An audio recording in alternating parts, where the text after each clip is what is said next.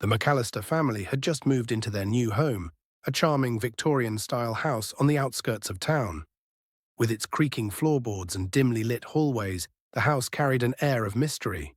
It was perfect for the couple, Sarah and James, who loved vintage aesthetics. Their 7-year-old daughter, Lily, however, was less enthusiastic. She found the old house creepy. One weekend, the family visited a local flea market to hunt for unique decorations. Lily wandered off to explore and stopped at a booth selling antique toys. Her eyes landed on a porcelain doll with pale, cracked skin and icy blue eyes that seemed to follow her every move. The doll wore a faded blue dress and its blonde curls were slightly frayed. "Mom, can I get this?" Lily asked, clutching the doll tightly. Sarah hesitated, unsettled by the doll's eerie appearance. But Lily's excitement convinced her. "All right, sweetheart," she said. The seller, an elderly woman, gave them a strange look. "That doll has a history," she warned. "You might want to reconsider." James laughed it off. "It's just a doll," he said, handing over the cash. The first night Lily named the doll Clara and placed it on a shelf in her room. That night Lily woke Sarah up, complaining that Clara was staring at her. "Lily, it's just a doll. It can't do anything," Sarah assured her, tucking her back into bed. But Lily was convinced. "She was on the other side of the shelf before. I swear she moved."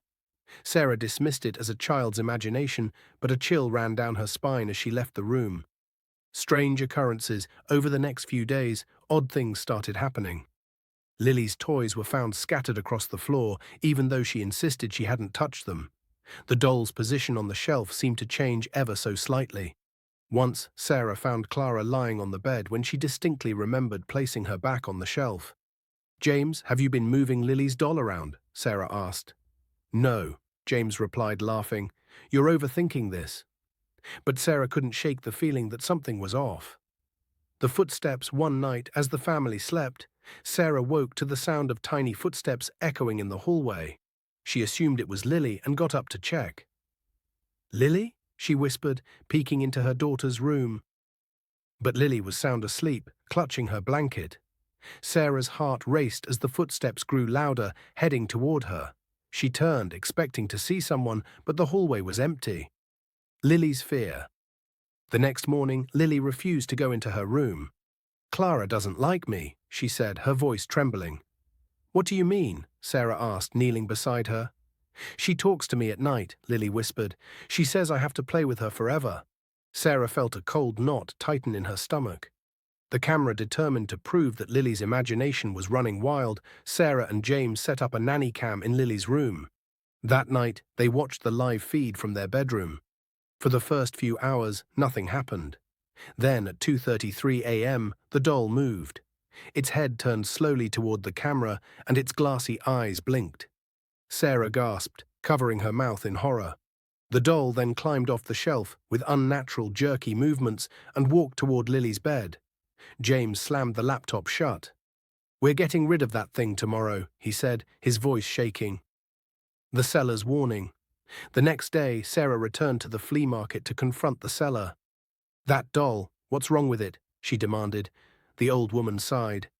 "That doll belonged to a little girl named Annabelle who died tragically in a fire. Her spirit is said to be attached to it. I tried to warn you." "How do I get rid of it?" Sarah asked, panic creeping into her voice. "You can't just throw it away," the woman said. "You need to return it to where it came from." The fire that night, Sarah and James debated what to do. While they argued, Lily screamed from her room. They rushed in to find her bed surrounded by smoldering ashes, as if something had tried to set it on fire.